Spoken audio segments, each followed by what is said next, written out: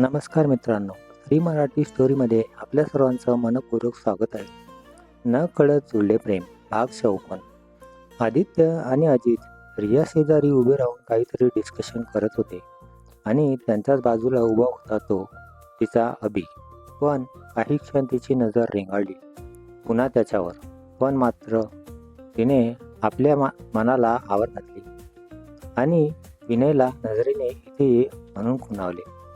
अजित म्हणाला, हे तुझ्या त्या ड्रॅक्युलाला जाऊन सांग, ओव्हर ॲक्टिंग बंद कर म्हणावं. अजित आदित्यवर नजर रोखत म्हणाला. आदित्य म्हणाला, होय, इसको नॅचरल ॲक्टिंग बोलते. तू तुझं तोंड बंद कर. आदित्य अजितला रागात बघत म्हणाला. अभि म्हणाला, स्टॉप इट गाईज, चला it's time for some action.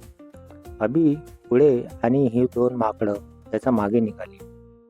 अभि जाऊन आराध्याच्या बाजूला उभा राहिला आणि इकडे आदित्यने अजितला इशारा करत त्यांचा फर्स्ट प्लॅन अंमलात आणण्यास सांगितला. एकमेकांना नजरेने इशारे करत त्यांनी प्लॅननुसार ॲक्शनला सुरुवात केली. अजित म्हणाला, भाई भाभीचा कॉल येतोय. अजित अभिजवळ त्याचा फोन देत म्हणाला. अभि म्हणाला, वृंदा, ओ गॉड, 2 मिनिट पण माझ्याशिवाय करमत नाही या मुलीला. आणि असंही मला तरी कुठे राहतं आहे तिच्याशिवाय. स्वतःशी गालात हसत त्याने फोन रिसीव्ह केला. तसा एक डोळा होताच त्याच्या तोंडावर आणि आराध्या मॅडम वृंदा नाव ऐकून त्यांचे कान लगेच टवकारले गेले. अभि म्हणाला, हाय पिल्लू, मिस यू सो मच. तू हवी होतीस इथे आता. अभि फोन स्पीकरवर ठेवून बोलत होता. I know baby, you miss me, but आपल्या लग्नाला तेवढे सारे रिच्युअल्स होणार आहेत, त्यामुळे त्या तयारीसाठीच घरी थांबले आहे ना डार्लिंग. पलीकडून फोनवर श्रेया तिच्या नॅचरल आवाजापेक्षा जरा वेगळा आवाज काढून बोलत होती. अभि म्हणाला, okay baby, tell me one thing, what type of jewellery you want. Abhi अगदीच लाडीकपणे म्हणाला. श्रेया म्हणाली, I want to whole heavy bridal jewellery and for our engagement I want a diamond ring with ruby. ती पण कॉलवर अगदीच लाडीक आणि सिलेक्टिव्ह व्हॉईसमध्ये बोलत होती आणि फोनवरील संभाषण आराध्याच्या रागात अजूनच भर घालत होते आणि याचा प्रत्यय तेथील सर्वांनाच येत होता. कारण जसे जसे फोनवरील संभाषण पुढे सरकत होते तसे तसे तिच्या हाताने ओढणीचा काठ हातात घट्ट पकडून आवडलेला दिसला. यावरून तिच्या रागाची तीव्रता दिसून येत होती आणि हा ज्वालामुखी कधी रौद्र रूप धारण करेल याची कोणाला कल्पनासुद्धा करवत नव्हती. अभि म्हणाला, okay sweetheart, as you wish, take care, bye, love you.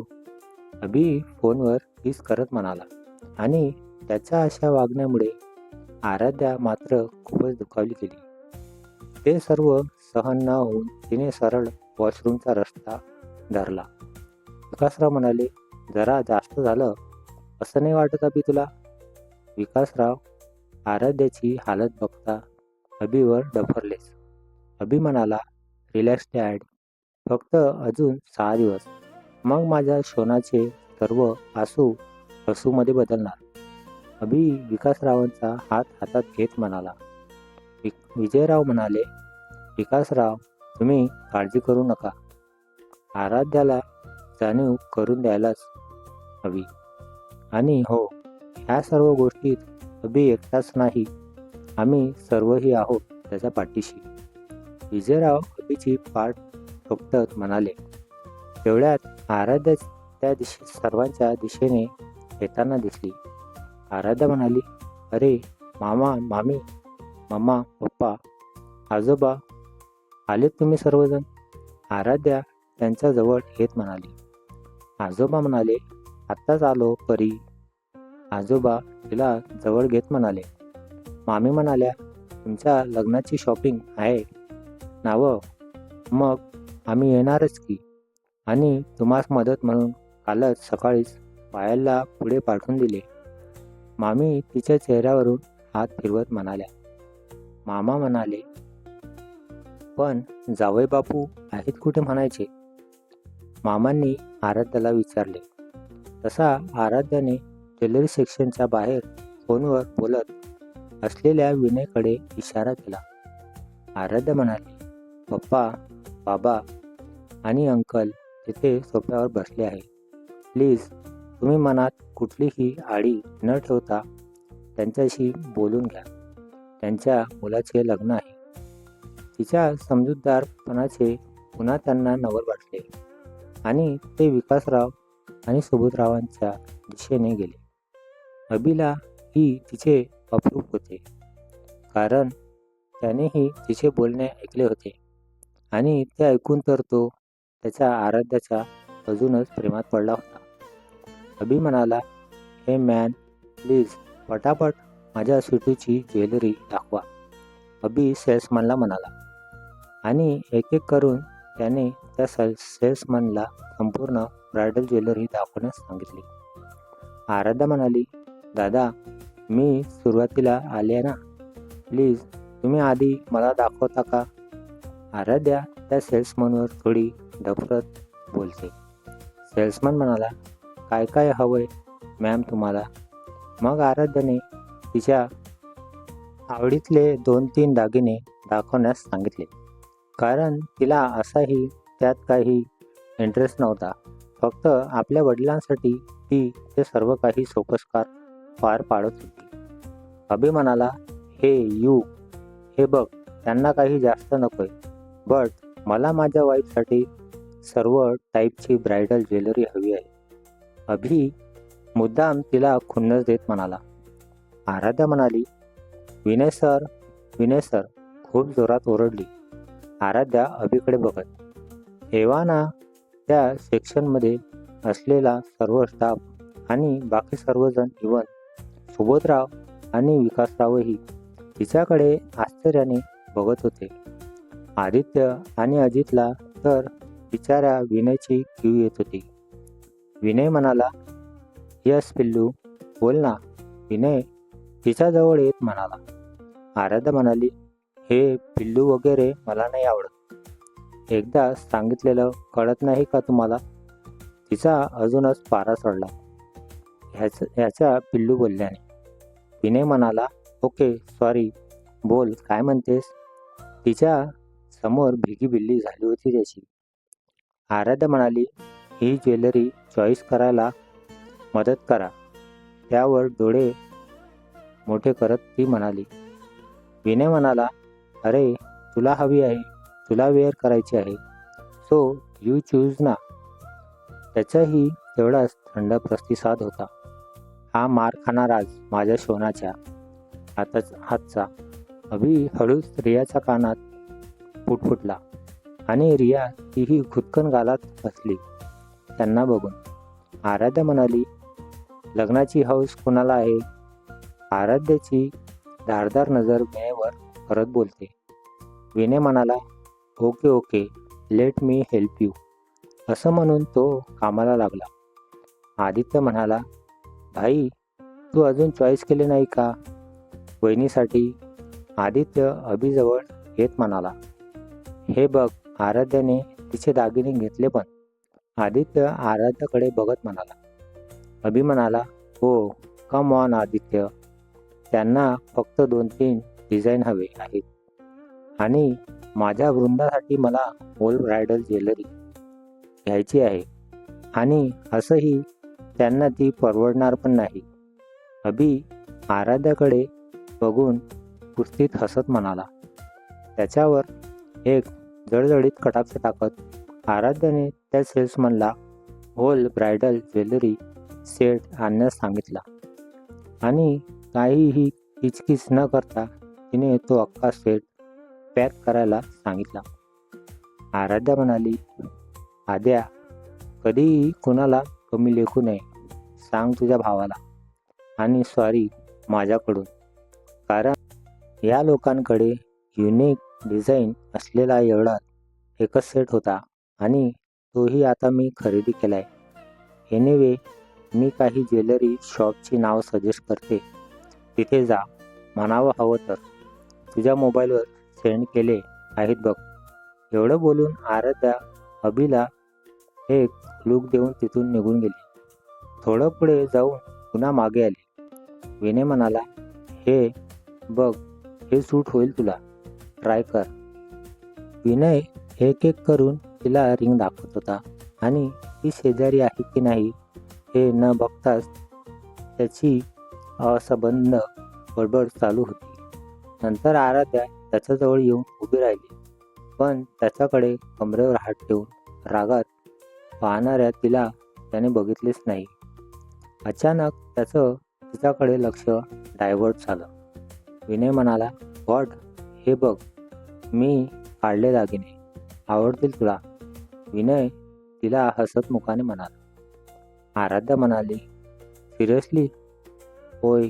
What can I do with yourself? I have already select my jewellery. Now leave. त्याला रागात ओरडून हुंकारत तिथून बाहेर निघून गेली. तसे आतापर्यंत कंट्रोल केलेले हसू सर्वांच्या चेहऱ्यावर उमटले. बिचारा विनय. तर तुला तर मी अजिबात सोडणार नाही म्हणून अभिच्या मागे. आणि झाली त्याची पकडापकडी सुरुवात, तेही मॉलमध्येच. आज खूप दिवसांनी विकासराव त्यांच्या अवखळ अल्लड अभि बघत होते आणि त्याला असं समाधानाने हसत खेळत बघणं म्हणजे त्यांच्यासाठी पर्वणीच. आनंदाने डोळे कधी पाणावले ते कळलेच नाही विकासरावांना. Stop stop please. थोड्या अंतरावर धापा टाकत उभ्या असलेल्या विनयला अभि म्हणाला, का तुझ्या ह्या नाटकामुळे माझा जीव घेईल तुझी फुलनदेवी. एवढं बोलून विनय जोरजोरात हसायला लागतो आणि दूर उभा असलेला अभि विनयच्या जवळ येऊन त्याला मिठी मारतो. अभि म्हणाला, थँक्स विनय, माझ्यासाठी खूप काही करतो आहेस. विनय म्हणाला, खूप काही राहू दे, पण तुमच्या या नाटकात मला मार तर नक्की मिळणार, कारण मी ओळखतो ना त्या मॅडमला चांगलं. आणि बाय द वे, तू पण तयार राहा पनिशमेंटसाठी. हसतच विनय अभिची कॉलर सरळ करतो. शॉपिंग आवरते तसे सर्वजण निघून जातात. बिल विनय पे करणार असं आराध्याला सांगितलं जातं. त्यामुळे तीही काही आडेवेळे न घेता ऐकून घेते, पण सर्वांचं बिल मात्र अभिच पेड करतो. त्याला त्याच्या शोनाला स्वतः सर्व गोष्टी घेऊन द्यायच्या होत्या म्हणून. लग्नाचा दिवस. पूर्ण मंडप सुंदर अशा जाईच्या आणि निशिगंधाच्या फुलांनी सजवलेला होता. सनईचे सूर वातावरणात अविरत पावित्र्य उत्पन्न करत होते. मंत्रोच्चाराने आलेल्या पाहुणे मंडळीची कानं तृप्त झाली होती आणि नंतर त्या मंडपात बसलेल्या लक्ष्मीनारायणाच्या डोळ्यावर खिळली होती. अगदीच सात्विक आणि सुंदर वातावरण त्या लग्नाच्या हॉलमध्ये तयार झाले होते. आणि यात अचानक आराध्या म्हणाली, मला हे लग्न मान्य नाही. नवरीच्या वेशातील आराध्या पुढे येऊन थोरा मोठ्यांच्या देखत बोलू लागली. विजयराव म्हणाले, काय बोलतेस आहेत? घाबरलेले विजयराव तिला हाताला धरत त्या विचारत होते. आराध्या म्हणाली, सॉरी पप्पा, पण अभिशिवाय मी कोणालाच माझ्या जन्माचा, माझ्या आयुष्याचा जोडीदार म्हणून स्वीकारू शकत नाही. सॉरी पप्पा, आय एम रिअली सॉरी. आराध्याच्या डोळ्यात अश्रू होते, पण तिचं हे बोलणं आणि हे रूप बघून विजयराव 3 ताळ उडाले. आणि सोबतच नवरदेवाच्या विषयात मुद्दामहून सेहरा बांधून आलेला अभि देखील. हो, नवरदेव अभिच होता, फक्त फेट्याच्या सोबत आज नवरदेवाच्या चेहऱ्यावर सेहरा पण होता. विजयराव म्हणाले, हे काय चाललंय? आराध्या, तुला कळतंय का तू काय करायला निघाली आहेस? तिचा हात धरत तिला मंडपाच्या दिशेने घेऊन येणारे विजयराव म्हणाले. आराध्या म्हणाली, सोडा मला पप्पा, मी नाही जगू शकत माझ्या अभिशिवाय. तो बघा न्यायला आलाय मला, त्याचं लग्न सोडून. आराध्या हॉलच्या दारापाशी नवरदेवाच्या वेशात उभा असलेल्या व्यक्तीकडे हात करत म्हणाली. विजयराव आणि घरातील सर्व मंडळी प्लस तिथे लपून चोरून अभि आणि आराध्याचे लग्न बघणारी सोनार फॅमिली अचंबित होऊन हा चाललेला तमाशा निमूटपणे बघत होती. विजयरावाचं डोकं तर काम करेनासं झालं होतं आणि त्यात अभि तर मनातून खूप घाबरला होता. त्याची शोना त्याच्यापासून दुरावते आहे हेच त्याला सहन होत नव्हतं. त्याने झटपट आदित्य आणि अजितला मेसेज करून खरी परिस्थिती तपासण्यास सांगितली. विजयरावांना त्या मंडपाच्या दारापाशी नवरदेवाच्या वेशात उभ्या असलेल्या व्यक्तीचा चेहराही स्पष्ट दिसत नव्हता, कारण त्यानेही सेम प्रकारचा चेहऱ्यावर चढवला होता. विजयरावांच्या ह्याच उडालेल्या गोंधळाचा फायदा आराध्याने घेतला आणि क्षणात स्वतःचा हात त्याच्या हातातून सोडून त्या व्यक्तीच्या दिशेने धाव घेतली. अभिसाठी जणू त्याचा जीव कुणीतरी काढून घेतंय, अगदी असंच झालं होतं. आधी मॉम, नंतर तनू आणि आता त्याची शोना. बस, आणि आता तो तिला दूर जाऊ देणार नव्हता. स्टॉप, एक आर्त हाक ऐकू आली आणि ती आर्त हाक ऐकून आराध्याची पावलं जागीच थबकली. चेहऱ्यावर विजय हास्य, डोळ्यात आनंदाश्रू, त्याला पाठमोरी त्याची शोना आणि तिला जीवाच्या आकांताने हाक देणारा तिचा अभि. अन वातावरणात अभि आणि आराध्याचा प्रेमगंध. त्या पल्याळ वाटेवरूनही मज साथ घालत कोणी, त्या हाकेमध्ये आर्जव, डोळ्यात आनंदी पाणी.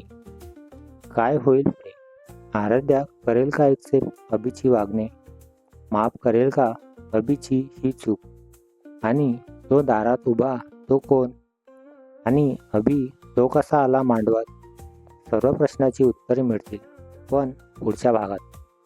हा भाग कसा वाटला नक्की कळवा. व्हिडिओ आवडल्यास लाईक करा, शेअर करा. नवीन असाल तर चॅनलला सबस्क्राईब करा. धन्यवाद.